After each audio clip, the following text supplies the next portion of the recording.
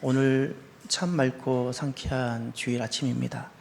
하나님께서 우리의 인생을 참 상쾌하고 또 답답하고 막혀있던 것을 뚫어주시는 시원함을 허락해 주시기를 바랍니다. 오늘은 제 이야기를 송구스럽지만 잠깐 하고 시작하겠습니다. 코로나 때 제가 살이 많이 쪘습니다. 저는 살이 안 찌는 줄 알았습니다. 밤늦게 먹어도 살이 안 찌길래 저는 살이 안 찌는 줄 알고 그랬는데 살이 너무 많이 쪘습니다.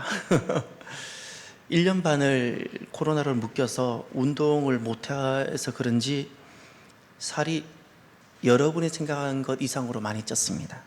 살이 찌고 나서 알았습니다. 살이 찐 사람들이 너무 반갑습니다. 두 번째,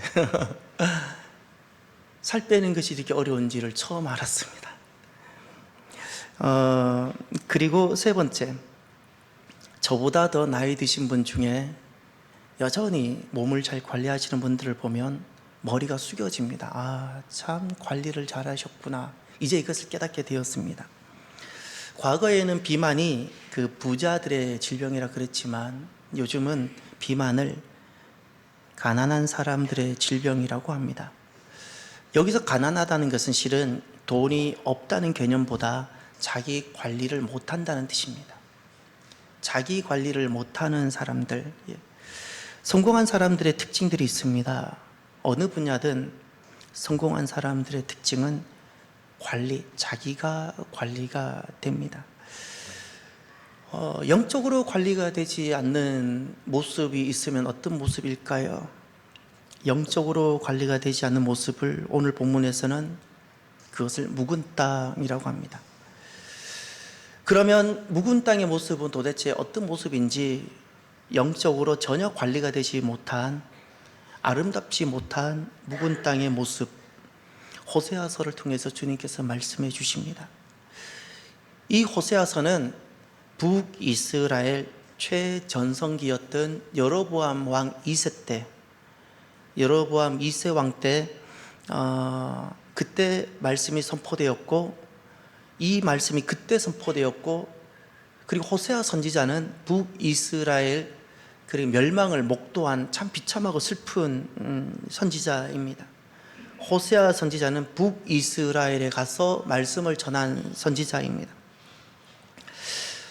호세아서에서 그 묵은 땅, 오늘 본문의 12절에 너희 묵은 땅을 기경하라 말씀하셨는데, 묵은 땅을 보여주고 있는 모습이 있습니다. 딱 두 가지입니다. 하나가 고멜이라는 여인입니다. 고멜이라는 여인은 하나님께서 호세아 선지자를 불러서 결혼하라라고 말씀했던 여인이 고멜인데, 고멜은 음란한 여인이었습니다. 결국 그는 자기 남편인 호세아를 버리고 또 다른 남자에게 가버렸습니다. 이 고멜이 보여주고 있는 모습이 당시 이스라엘의 영적 상태 모습입니다. 약속, 언약, 하나님과의, 남편과의 약속뿐만 아니라 하나님 백성들이 하나님과의 약속을 안 지키는 겁니다. 거기에는 신실함도 없고, 또 하나님만 사랑해야 되는 이스라엘 백성들이 하나님 외에 너무 사랑하는 것이 많아졌습니다. 이런 모습이 바로 고멜이 보여주고 있는 이스라엘의 영적 상태입니다. 이런 굳은 땅, 고멜로 나타나는 굳은 땅의 결과는 무엇인가 하면, 호세아가 고멜과 만나서 세 자녀를 낳게 됩니다. 이 세 자녀가 바로 굳은 땅, 묵은 땅, 묵은 땅의 결과입니다. 묵은 땅을 기경하지 않게 되면 일어나는 결과가 세 가지입니다. 첫 번째, 호세아의 첫째 아들이 이스르엘인데, 이스르엘이란 뜻은 하나님이 심판하시다. 아마겟돈 전쟁이 마지막에 일어날 곳이 이스라엘 평야입니다. 이스라엘 평야가 어디쯤인지 유다와 갈릴리를 자연 경계를 하게 하는 그 지역이라는 것을 우리가 알고 있을 겁니다. 그 이스라엘 평야에 무깃도라는 성이 있습니다. 그 히브리어로 무깃도가 헬라어로 아마겟돈입니다. 마지막 주님 오실 때 아마겟돈 전쟁이 일어난다는 예언의 말씀이 있는데, 그 예언의 말씀이 바로 이 오늘 본문에 등장하는 이스라엘에서 나왔습니다. 이 이스라엘이라는 하나님이 심판하시다라는 뜻입니다. 묵은 땅을 기경하지 않게 되면 그 결과가 하나님의 심판입니다. 심판이 기다리고 있는 겁니다. 둘째 자녀가 있습니다. 호세아 선지자가 고멜을 만나서 낳은 둘째 아들이 루하마입니다. 로라는 것은 부정어입니다. 아니다라는 뜻이고, 루하마라는 것은 긍휼이라는 뜻입니다. 긍휼을 받지 못하다라는 뜻이 됩니다. 묵은 땅을 기경하지 않고 묵은 땅을 진행해 버리게 되면 하나님의 긍휼이 임하지 않게 됩니다. 어린 자녀는 부모의 사랑이 임해야 살게 되어지고, 모든 사람은 하나님의 긍휼이 임해야 살게 되어지는데, 나의 묵은 땅을 기경하지 않게 되어지면 무엇이 끊어지는가? 긍휼이 가뭄에 됩니다. 긍휼이 가뭄이 되어버립니다. 하나님의 긍휼이 임하지 않게 됩니다. 그리고 세 번째, 호세아의 세 번째 자녀가 로암미입니다. 로암미라는 것은, 로는 부정어이고 암미라는 것은 백성이란 뜻입니다. 내 백성이 아니다. 이것은 참 하나님의 가슴 아픈 고백입니다. 너는 내 백성이 아니다 라고 말했을 때, 우리가 이것은 너는 정말 칼로 도려내고 너는 정말 내 백성이 아니야, 이런 뜻일까요? 혹시 우리가 내가 낳은 자녀 너무 아픔을 주고 너무 상처를 준다고 내 자녀가 아니 되는 경우가 있습니까? 이런 경우가 있을 겁니다. 너무 아픔을 주어서 너는 이제 내 자녀가 아니야. 너 어떻게 내 자녀가 그럴 수 있어? 너는 오늘부터 내 자녀가 아니야 라고 우리가 말을 하지요. 그러나 실제로 내 자녀가 아닌가요? 아니에요. 여전히 내가 너무 아프다는 뜻입니다. 나 너무 아파. 나 너무 아파. 너가 이렇게 계속 가면 이 길 끝에 어떤 일이 있을지 내 눈에는 훤히 보이는데 왜 너가 계속 그 길로 가니? 내가 너무 아프다. 이렇게 걸어가는 거 너는 내 자녀가 아니야. 이건 실제로 자녀가 아니라는 뜻이 아니라 내가 하나님이 너무 아프다는 뜻입니다. 묵은 땅의 그 결과는 하나님의 심판, 그리고 하나님의 긍휼이 끊어짐, 하나님의 고통, 이와 같은 것들이 있습니다. 그리고 또 그 묵은 땅을 보여주고 있는 호세아서의 두 번째 말씀이 하나 있습니다. 그것이 오늘 본문 9절에 한번 보시면, 이스라엘아 내가 기브아 시대로부터 범죄하더니 지금까지 죄를 짓는구나. 기브아 시대라는 단어입니다. 기브아 시대. 기브아 시대는 어떤 사건이고 내용일까요? 기브아는 베냐민 땅에 있는 작은 성읍입니다. 이 기브아 사건은 사사기의 마지막 부분에 등장합니다. 사사기 마지막 부분에 등장하는데, 당시 사사시대가 얼마나 영적으로 어둡고 하나님과 단절되어져 있는, 하나님과 교제가 없는 그런 상태인지, 사사시대 영적 상태를 결정적으로 보여주고 있는 사건 중에 하나가 기브아 사건입니다. 내용은 이와 같은 겁니다. 에브라임에 그 레위인이 있었는데, 레위인이 첩을 드리려고 베들레헴으로 내려가서 첩을 구해옵니다. 그러니 가만히 들어보십시오. 이미 결혼했다는 뜻이잖아요. 결혼한 사람이 또 다른 사람을 구하려고 갔다는 겁니다. 이것부터가 이미 잘못된 겁니다. 그런데 두 번째로, 이 첩을 이제 새로운 아내를 구해서 만났는데, 이 여인이 꼭 고멜 같습니다. 이 여인이 행음한 여인이고, 그래서 이 레위인을 떠나고 다른 남자한테 가버렸고, 그리고 가버렸다 회개하고 돌아오면 되는데 돌아오지 않고 친정으로 가버렸습니다. 이런 일이 실제로 있었고, 그리고 이 레위인이 그래도 그 아내를 찾아오려고 베들레헴으로 내려갔는데 장인이라는 사람이 그러면 사위를 잘 이제 설득하고 해서 다시 두 사람을 잘 살게 하면 좋을 텐데, 이 딸을 보내고 싫었는지 하룻밤 자고 또 내일 가라, 두 번째 자고 나면 또 오늘 밤 또 자고 내일 가라. 무려 5날을 기다리게 합니다.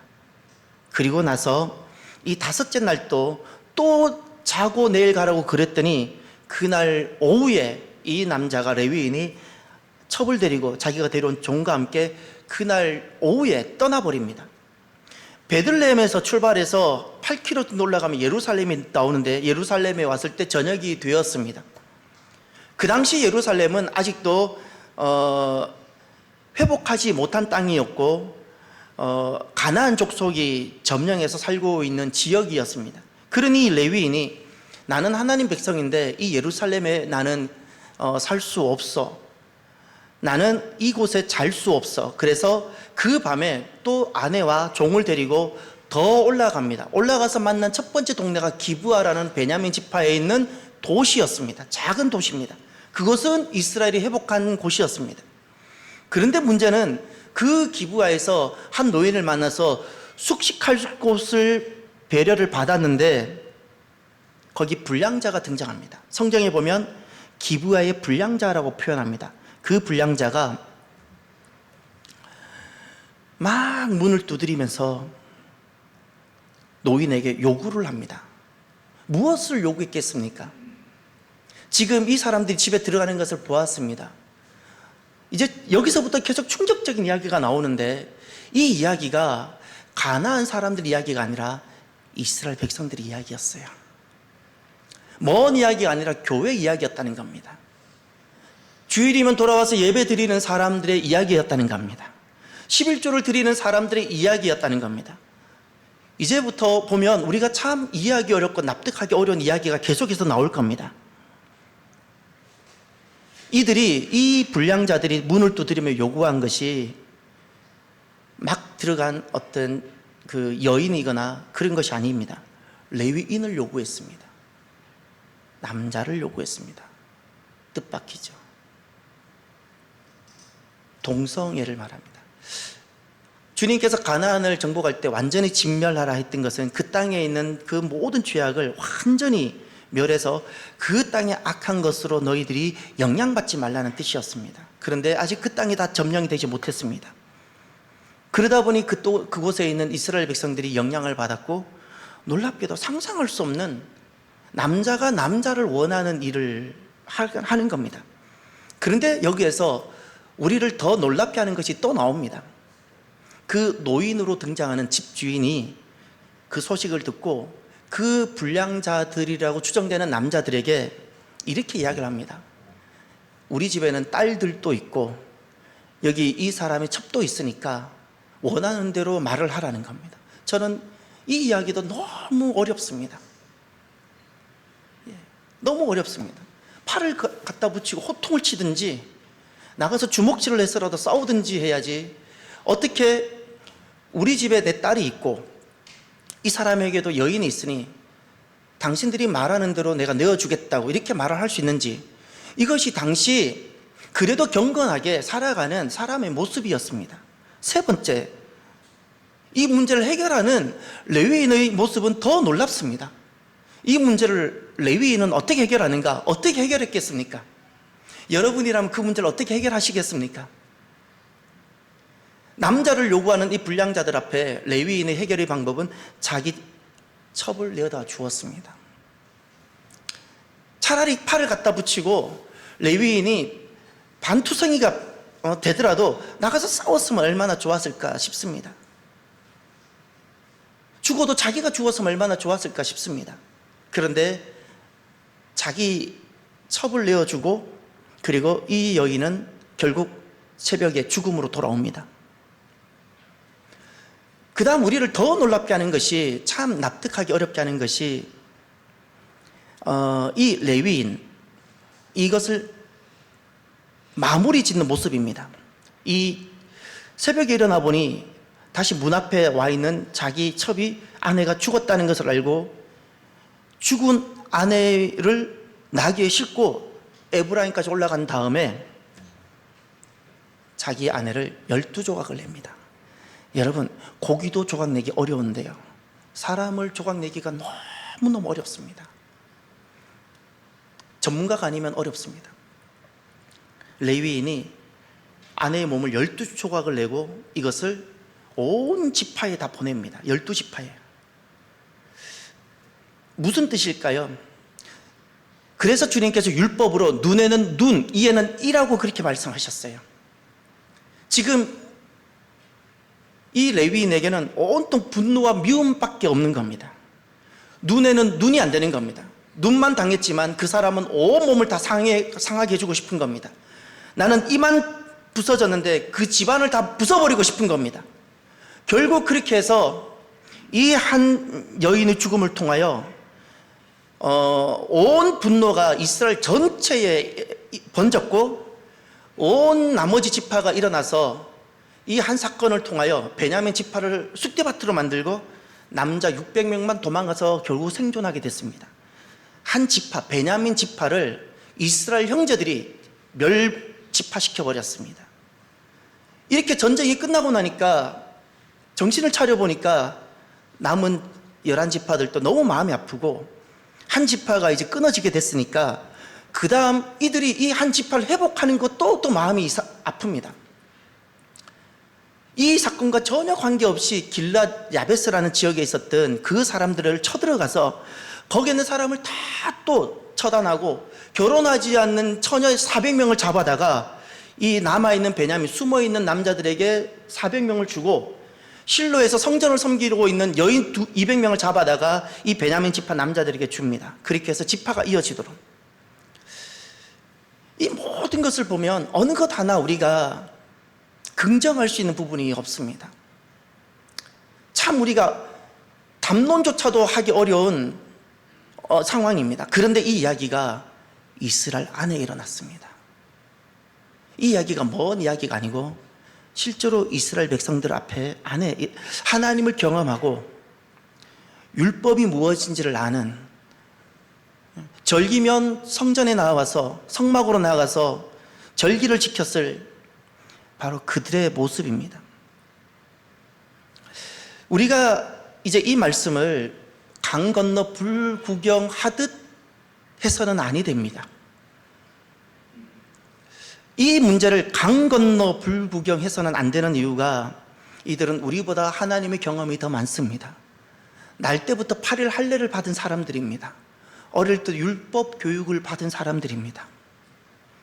그런데 놀랍게도 이들은 오늘 우리들이 긍정하기가 어려운 굉장히 난해한 모습을 보여주고 있습니다.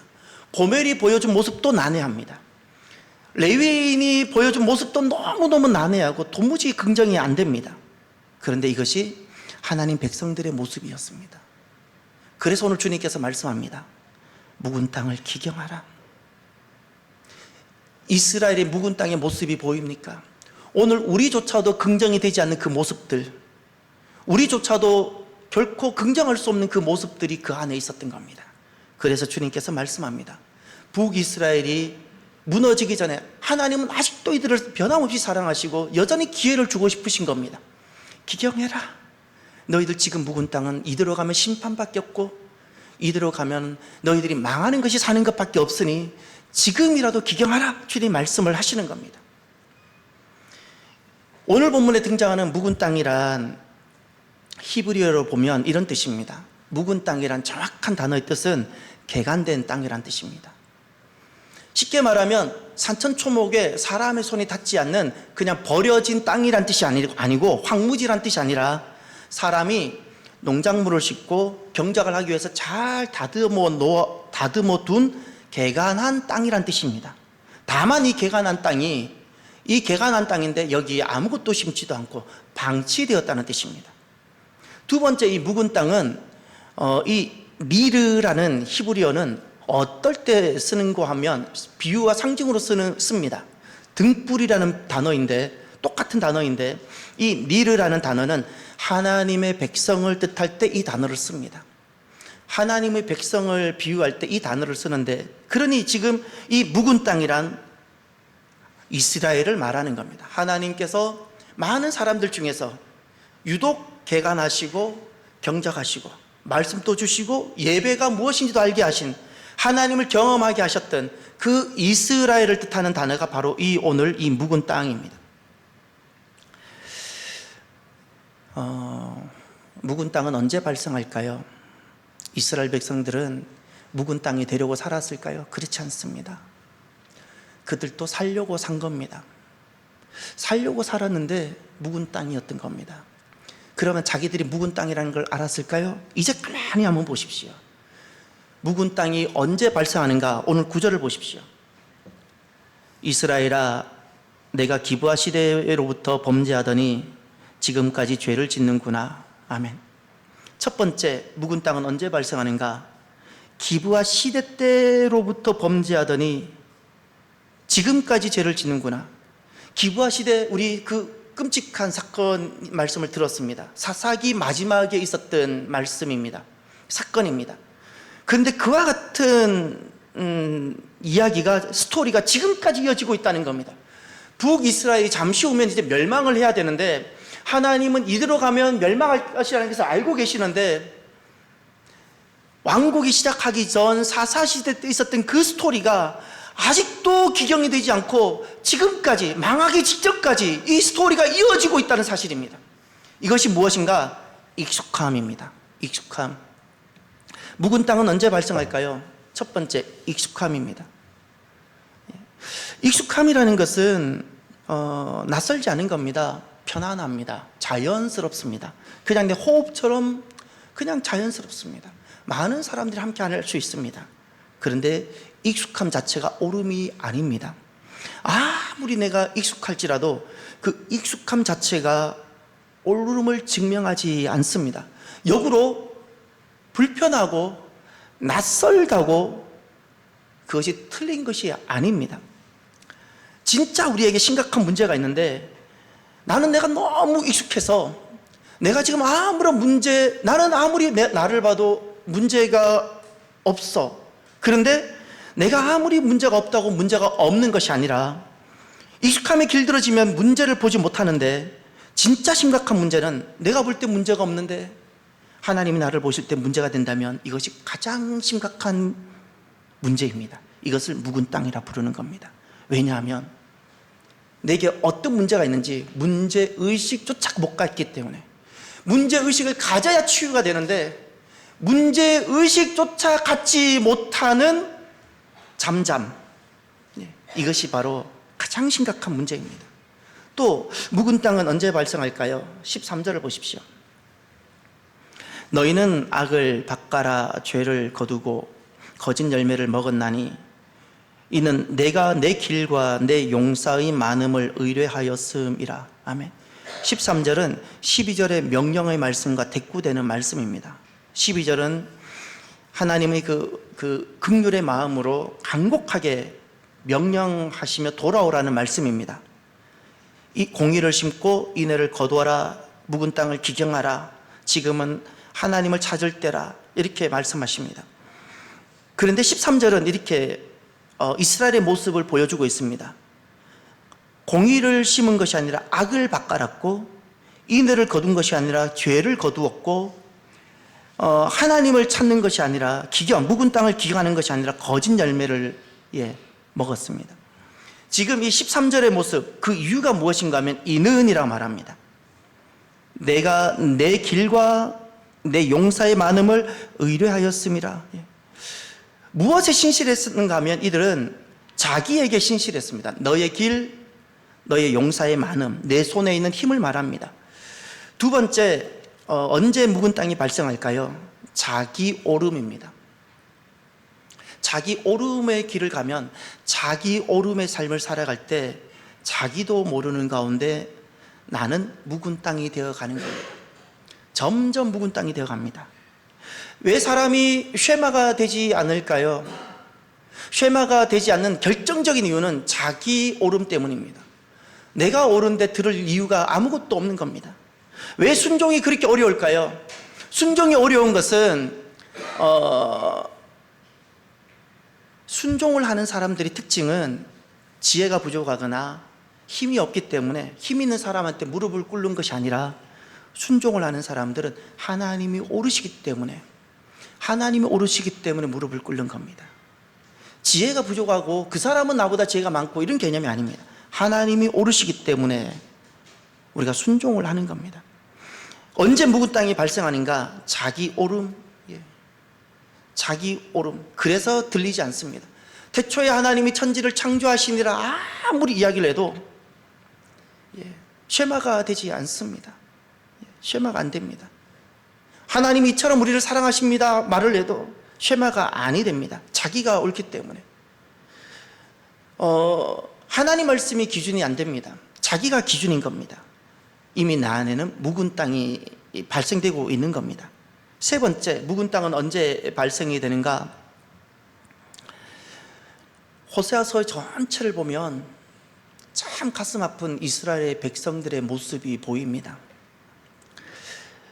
그 이스라엘들의 제가 돌을 던질 수 없는 이유가 오늘 우리들 또한 그보다 더 심하면 심했지 오늘 우리들이 자유롭지 못한 것 같아서 참 마음이 아픕니다. 호세아서가 보여주고 있는 당시 하나님 백성들의 모습이 어떠한가? 신실하지 못해요. 우리로 표현하면 주일이면 교회를 나와서 예배를 드렸을 그들입니다. 절기 때면 분명히 성막에 나와서 예배를 드렸을 겁니다. 나름 율법의 기준을 따라 살았을 겁니다. 예루살렘은 당시에 여부수 족속이 살고 있는 지역이니까 나는 그곳에 잠을 잘 수 없어. 나는 그래도 하나님 백성이니까 하나님 땅에 가서 살 거야, 잘 거야. 그러면서도 삶은 이렇게 살아가는 겁니다. 레위인이 보여줬던 상상할 수 없는 일들을 보여주고 있는 겁니다. 이것을 세속화라고 부릅니다. 언제 묵은 땅이 발생하는가? 세속화입니다. 하나님 백성들이 세상에서 우리를 무엇이라 말할지라도 나는 이스라엘로 살았어야 되는데 그 이스라엘을 부르시면 신실하지 못하고 그 지역의 사람들로부터 내가 소외당할까 봐 그 지역에 속하고 세상에 속하고 싶었던 겁니다. 하나님 사람들이 자기도 모르게 세상을 닮아가고 세상으로부터 소외될까 봐 세상이 나를 미워할까 봐 난 세상에서 무명한 자가 될까 봐 어떻게든 세상으로부터 인정을 받고 세상으로부터 사랑받는 사람이 되고 싶어서 그 편에 서게 된 겁니다. 하나님 백성인데 점점 세상을 닮아가고 세상의 가치관, 세상의 세계관, 이것이 그 당시 이스라엘 백성들이 보여주었던 전형적인 모습입니다. 하나님 백성인데 가나안 영성이 가득 들어와 버렸습니다. 결정적인 이유는 이겁니다. 왜 세속화가 되었는가? 그때 작은 유익을 따라 갔기 때문에 그렇습니다. 작은 유익. 이들은 오늘 레위인 또 하나님을 떠난 적이 없습니다. 심지어 그렇게 베냐민과 전쟁을 하면서도 그들은 하나님을 떠난다고 마음 먹은 적이 없을 겁니다. 그 누구도 하나님을 떠난다고 생각하지 않았을 겁니다. 그런데 무엇이 세속한가? 상황마다 하나님을 떠납니다. 작은 상황들이 다가오면 나 살고 싶고 조금 더 나의 좋은 이익을 위해서 그때마다 내가 작은 유익을 따라가는 순간이 하나님을 떠나는 순간입니다. 그러면서 자기도 모르게 묵은 땅이 자꾸 번져가고 커져가는 겁니다. 세상에 속하지 못하게 될까 두렵습니까? 저는 마음에 눈물을 흘릴 때가 있습니다. 항상 그 말씀을 대하면 가슴이 먹먹해집니다. 베드로전서 1장 1절 말씀. 흩어진 나그네라는 단어가 등장합니다. 그들은 당시에 세상에 속하는 방법을 알지 못해서 자기 자녀를 데리고 오늘날 그 터키, 갑바도기아 걸어서 여러분 걸어서 그곳까지 한번 가보세요. 갈 수 있나? 그곳에서 농사를 지을 수 있나 가보세요. 농사 지을 땅인가? 그들은 당시에 호요식할 방법을 몰라서 내 자녀 데리고 그곳까지 갔을까요? 신앙 하나 지키기 위해서 그들이 흩어지는 그 길을 걸어가는데 그 흩어진 나그네라는 그 두 단어가 제 막 눈물이 나게 합니다. 어떻게 하면 내가 힘들고 손해볼지라도 내가 이스라엘 사람으로 하나님 백성으로 내가 살아갈 수 있을까? 그거 하나만을 붙들고 손해도 보고 고난도 받는 그 길을 걸어가는 그 단어, 흩어진 나그네. 세상에 속하지 못하게 될까 봐 두려워 떠는 모습이 아니라 세상에서 전혀 속하지 못하게 될지라도 당당하게 하나님 나라에 속해서 걸어가고자 하는 그 모습들을 보면서 얼마나 가슴에 눈물이 나는지를 모르겠습니다. 사랑하는 성도 여러분, 오늘 주님은 말씀합니다. 묵은 땅을 기경하라. 하나님은 지난날 이스라엘을 끝까지 포기하지 않으십니다. 마찬가지 오늘 우리들도 끝까지 포기하지 않습니다. 그래서 주님은 말씀합니다. 자기를 위하여 공의를 심고 인애를 거두라. 사람이 가장 자기 모습을 못 본다 그러잖아요. 공의를 심고 인애를 거두라 그랬어요. 인애를 거두는, 열매를 거두는 것은 주님께서 우리에게 하실 일입니다. 우리가 해야 될 일은 공의를 심는 것, 이건 우리가 해야 될 일입니다. 공의라는 것은 대단히 어려운 단어인 것 같지만 그 반대되는 단어가 13절에 나옵니다. 12절에는 공의를 심어라 말했고 13절에는 악을 밭갈다. 공의의 반대는 악입니다. 무엇이 악인가, 무엇이 죄인가, 주님은 분명히 말씀하셨습니다. 믿음으로 하지 않는 모든 것이 죄라고 로마서 14장에 말씀하십니다. 무엇이 공의일까요?